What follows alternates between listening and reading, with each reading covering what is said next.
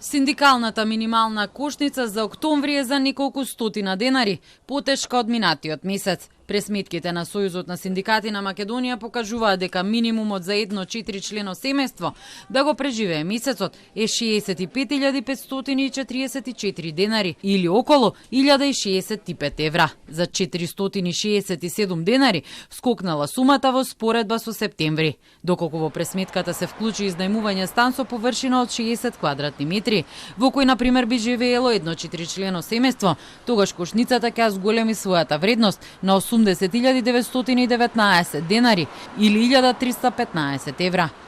Ова значи дека доколку 4-члено семејство има примања од 2 просечни плати, ќе им останат само помалку од 6.000 денари, но ако имаат пониски примања, ќе бидат во минус на нивните сметки. Најзначаен пораст е забележан кај трошоците за храна и пијалоци. За 378 денари скокнале цените за дел од производите кои влегуваат во кошницата.